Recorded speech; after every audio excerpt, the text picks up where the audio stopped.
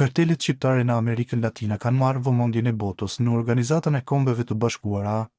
ka qenë ministri e punëve të jashtme të Ekuadorit, Gabriela Sommerfield, e cila ka përmendur me emër kartelet shqiptare bashkë me ato meksikane Sinaloa dhe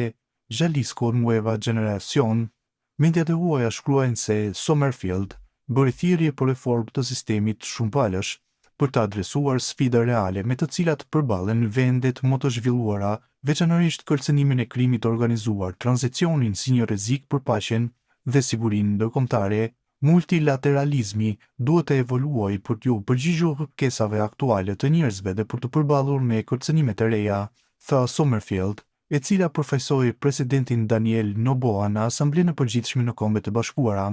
Sommerfield argumentoi se koncepti i paqes dhe i sigurisë ndërkombëtare duhet të zgjerohet për të përfshirë krimin organizuar transnacional, një fenomen që minon qeverisjen, nxit korrupsionin, përjeton dhunë dhe gërryen perspektivat për progres. Këto organizata shkaktojnë pasoja ekonomike, politike dhe sociale të ngjashme me ato të konflikteve të armatosura ndërkombëtare, nuk po flasin për bandat lokale, por përkundrazi për rrjetet dhe zinxhirët logjistik ndërkombëtar që lëvizin mijëra tonë drogë,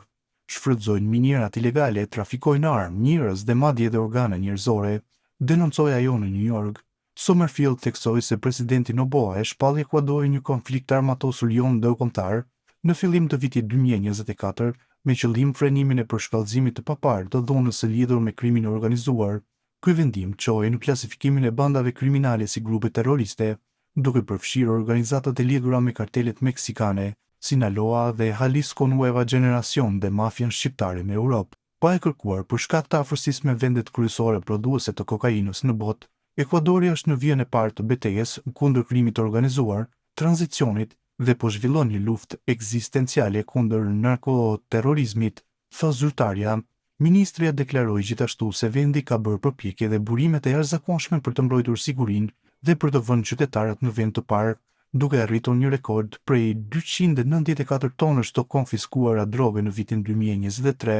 Sommerfield përmendi gjithashtu referendumin e promovuar nga kreu i shtetit për të reformuar kushtetutën, i cili përfshin mundësinë e lejimit të krijimit të bazave ushtarake të huaja. Reforma do të lejojë vendeve të tjera të ofrojnë pika strategjike që mund të përdoren për të kontrolluar dhe monitoruar aktivitetet kriminale në dobi të paqes dhe sigurisë ndërkombëtare, tha ajo. Ajo u prit në sallën e OKB-s nga sekretari i përgjithshëm i Kombeve të Bashkuara, Antonio Gutierrez, dhe më pas zhvilloi takime me përfaqësues të Paraguajt, bllokut evropian dhe mori pjesë në takimin e SBA-s të quajtur shpërndarja e organizatave kriminale